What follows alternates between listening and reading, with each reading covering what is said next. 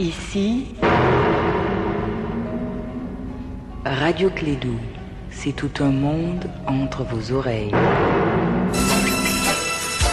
Radio Clédou, le journal avec Sotelma Malitel. Bonjour à tous, merci de votre fidélité sur notre antenne. Bienvenue dans ce 13h. Les titres. Un mort, plusieurs civils blessés, des maisons incendiées, les nouvelles cartes d'électeurs biométriques parties en fumée. C'est le bilan des affrontements entre population et gendarmes à Kéniéba. Le mouvement Sabati 2012 était face à la presse, la situation sécuritaire du pays ainsi que sa position aux élections présidentielles était au cœur de la conférence. Au Burkina Faso, le gouvernement veut mettre fin aux grèves successives des travailleurs. Une conférence nationale est organisée afin de trouver une solution définitive à la situation. Voilà pour le sommaire de cette édition. Mariam Kouyaté est au microphone.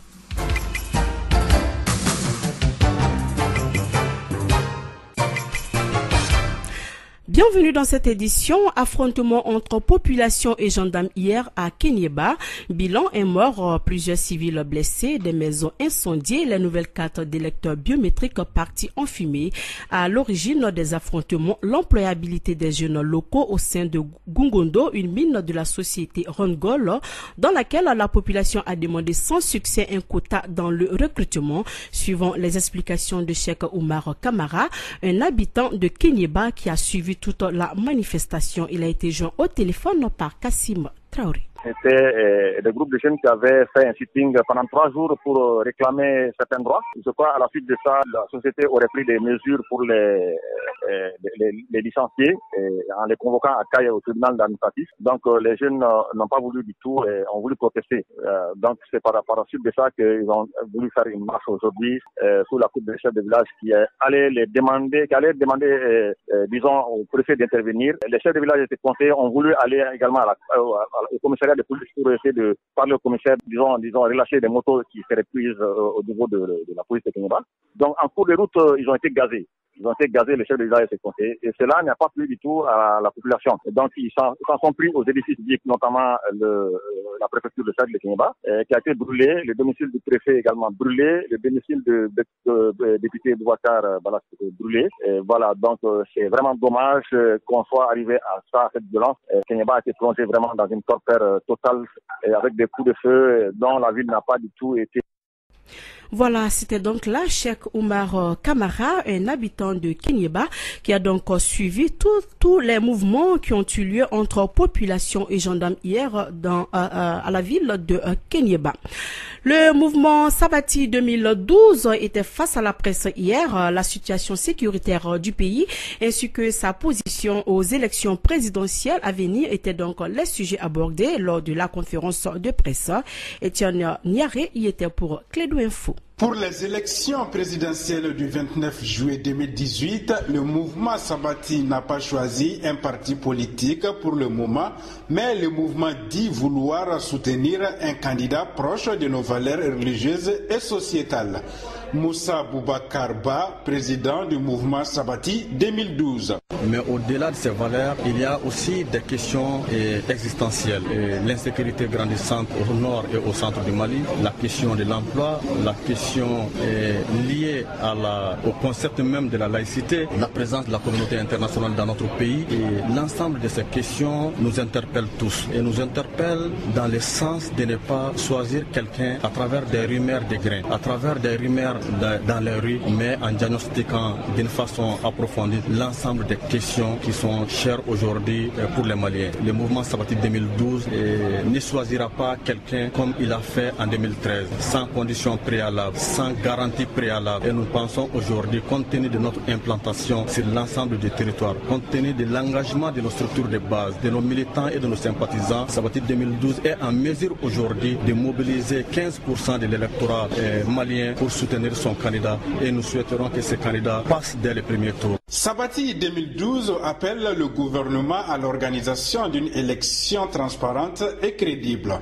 Le mouvement demande également aux partis politiques le respect des résultats proclamés par la Cour constitutionnelle. Et je pense que c'est le devoir de tous les Maliens et d'une conscience civilisée de s'ajouter à la communauté internationale, au gouvernement du Mali, à la majorité présidentielle et à l'opposition afin que le Mali ne connaisse pas une crise post-électorale. Et le mouvement Sabati 2012 en tant que mouvement citoyen qui est implanté à travers l'ensemble du territoire national n'a pas d'autre solution que de jouer sa participation auprès de l'État afin que des dispositions en amont soient prises pour que toutes les activités liées à une élection transparente soient prises. Non seulement la distribution transparente des cartes électeurs, et la lutte contre les achats de conscience, la sécurisation des campagnes des différents candidats et au-delà nous demandons aussi à l'ensemble des acteurs de respecter les résultats une fois les élections sont jugées transparentes, crédibles et honnête d'accepter les décisions prononcées par la Cour constitutionnelle. À noter que le mouvement Sabati 2012 choisira son candidat d'ici le 5 juillet 2018. Certains candidats à l'élection présidentielle 2018 viennent de signer un protocole d'alliance politique dénommé Convention des bâtisseurs pour l'élection présidentielle du 29 juillet prochain. C'était donc le vendredi 8 juin à la Maison de la Presse. On en parle avec Kassim Traoré. Au lieu de rester éparpillés dans la nature, 8 candidats à la présidentielle du 29 juillet se sont donné la main. Le tout autour de certains critères. Professeur Clément Damélé, membre de la Convention Les Bâtisseurs. Le candidat qui franchit le premier tour des élections présidentielles sera soutenu et accompagné par l'ensemble des signataires du présent protocole et pendant toute la période électorale. Si aucun signateur de la présente convention n'est présent au second tour de la présidentielle, une décision engageant l'ensemble des candidats sera prise par consensus et à défaut de consensus à la majorité. Une équipe de négociation alors sera désignée pour discuter avec le candidat à soutenir ou garder notre neutralité. Cette nouvelle plateforme fera la lutte contre la corruption son cheval de bataille. Dr Amadoun Touré, membre de la plateforme. Les questions d'éducation et de santé, les questions de justice sociale et l'arrêt de la corruption dans ce pays, la gouvernance et la justice sociale qui seront le fondement de notre développement. Et c'est pourquoi ce groupe va avoir à s'entendre. Nous allons pouvoir parler le même langage. Pour la présidentielle à venir, les bâtisseurs veilleront au grain en surveillant les 23 000 bureaux de vote. Maître Moutagatal, membre de la plateforme. Nous avons décidé de nous rassembler pour rendre possible et inéluctable l'alternance et le changement au Mali. Nous avons décidé ensemble de surveiller les élections. 23 000 bureaux de vote, ce n'est pas une petite affaire. C'est envoyer des femmes et des hommes capables de surveiller effectivement et de faire remonter ce qu'il faut. Enfin, nous avons décidé, après les élections présidentielles, qui n'est qu'un moment, de rester ensemble pour le Mali. Pour Modibo Sidibé de Phare Ankaouli, le jeu en vaut la chandelle. Nous avons toujours parlé qu'il faut qu'on se rassemble. Les républicains, les patriotes, les démocrates et tous ceux qui ont plus d'ambition pour le Mali et d'ambition personnelle se retrouvent pour aider notre peuple à redresser la tête, pour aider notre peuple à se reconstruire, à se rebâtir. Rebâtir, voilà un maître mot que les FA et les NPP n'ont pas cessé d'avancer. Donc aujourd'hui, nous avons trouvé là des compagnons avec lesquels nous allons bâtir. Les bâtisseurs, pour le moment, sont au nombre de 8, mais leurs portes restent grandement ouvertes pour tout autre candidat. La délégation de la Ligue malienne des érudits pour la solidarité islamique a rencontré samedi le président Ibrahim Boubacar Keïta. En marge de la rencontre, le président Ibeka a donné des assurances quant à la bonne organisation de la présidentielle. Je pense que, pour ce qui concerne les élections, le souci est également prégnant. D'élections apaisées, d'élections crédibles, dans la fraternité, dans la convivialité, toutes choses qui sont les valeurs maliennes réelles. Nous sommes avant tout des frères et des sœurs dans ce pays. Que rien ne nous rende des bêtes les uns vis-à-vis des autres. Le Mali, c'est autre chose. L'être malien, c'est autre chose. Donc, que cela nous habite en ce moment important pour l'histoire de notre pays. Et j'ai donné l'engagement qu'en ce qui nous concerne le gouvernement, dès l'abord, nous avons eu le souci d'une préparation minutieuse, responsable, claire, transparente et inclusive des élections, de recensement exceptionnel, de la loi électorale qui fut consensuelle, quoi qu'on en ait dit, de l'audit du fichier électoral jusqu'à la réception récente, il y a une semaine, mardi dernier, des premières cartes d'électeurs. Les autres sont déjà prêtes et se trouvent sur l'aéroport de Roissy et seront demandées dans les jours prochains pour les distribuer dans la règle de l'art. Là, nous avons convenu avec le ministère et avec d'autres partenaires des moyens logistiques pour distribuer ces cartes dans le temps. Nous avons presque un mois pour le faire. Donc chaque Malien électeur en état de le faire dans ses droits aura sa carte d'électeur. Dès lors, il reste qu'à souhaiter que chacun ait entendu l'imam pour que la paix soit à l'œuvre, pour que la concorde soit à l'œuvre, que les élections se passent dans des conditions de grande convivialité, soit une fête de la démocratie. Et surtout, j'ai noté que l'imam a fait des vœux pour un hivernage calme et apaisé, de bonnes pluies bienfaitrices pour nos cultures, nos récoltes. Pas de pluie qui font mal, pas de pluie qui amène l'inondation. Ça vous dit donc que je sors de la rencontre avec l'imam vraiment totalement satisfait. Alhamdulillah Rabbil Alamin. Voilà, c'était donc là le président Ibrahim Boubacar Keïta. Parlons toujours élection. On le disait depuis un moment sur notre antenne. On connaît aujourd'hui Elect. Fanta Diakité est avec moi sur ce plateau pour vous présenter Elect. Fanta, bonjour. Bonjour Mariam, bonjour chers auditeurs. Le concours qui sera Elect s'achève aujourd'hui avec l'annonce du nom de la personne qui a été désignée. Maïmouna Koulibaly est avec nous pour dévoiler le nom de Elect. Mais avant, rappelez-nous les principes de ce concours, Maïmouna. Bonjour Fanta. Ce concours est organisé par Internews avec le soutien de USAID Mali. Il s'agit de recruter une blogueuse ou un blogueur qui rendra compte de l'avancée du processus électoral sur sa page Facebook. 5 candidats sont arrivés en finale. Awassi, Ousmane Traoré, Mariam Sissé Diarra, Soumeila Alidji et Koumba Kanté. Les femmes ont reçu beaucoup plus de soutien que les hommes sur la page Facebook d'Elect. Alors, rappelez-nous également la tâche de Elect. Elect va recueillir les préoccupations des citoyens à travers les histoires de vie. Puis, elle les pose aux différents candidats aux élections, ainsi qu'aux membres de la société civile pour avoir leurs propositions de solutions. Alors, qui a été désigné comme Elect par le jury? La candidate Koumba Kanté a reçu le plus de visiteurs et de commentaires pendant ce week-end. Alors, Koumba Kanté est désignée naturellement Elect. Koumba Kanté, désormais Elect, est ici présente. Bonjour Koumba. Bonjour. Et vous vous sentez comment après l'annonce de la bonne nouvelle? La grandeur de ma joie est immense. Je suis très contente d'être élue Elect. D'accord. Quelle est la suite de la journée, Maïmouna?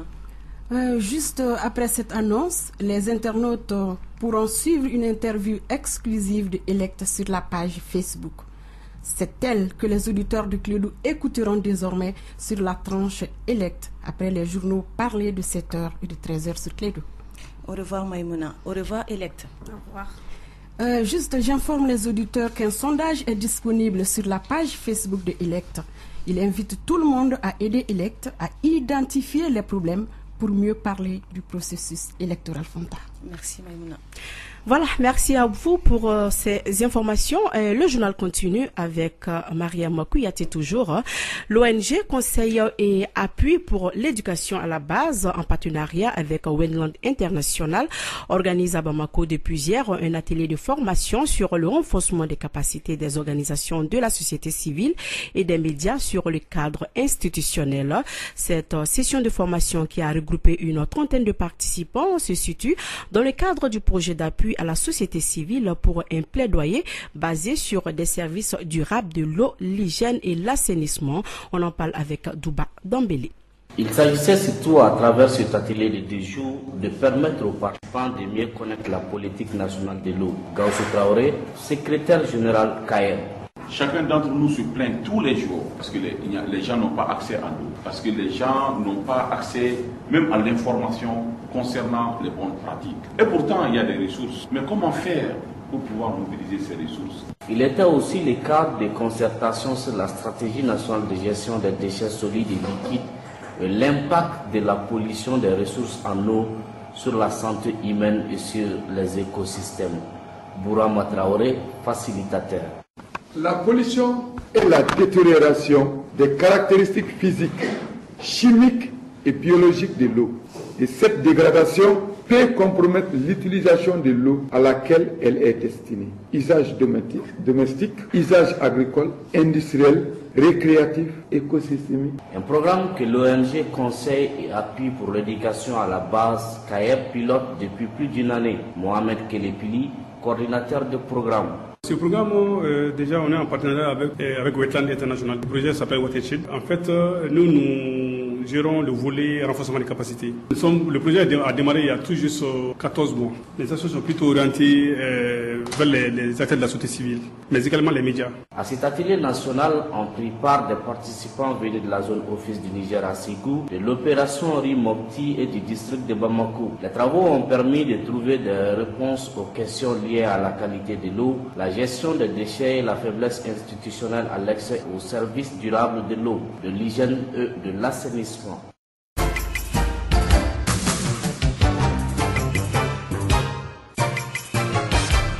L'actualité internationale à présent, au Burkina Faso s'ouvre ce mardi une conférence nationale sur les conditions de rémunération des agents publics de l'État. Il ne se passe quasiment plus d'un mois sans que des travailleurs lancent des mouvements de grève pour exiger de meilleures conditions de travail et de meilleurs salaires. Pour donc éviter des discussions épasses, le gouvernement a décidé d'organiser une conférence nationale afin de trouver une solution définitive aux revendications sociales des travailleurs. Sauf qu'une trentaine de syndicats de la fonction publique ont décidé de boycotter la rencontre.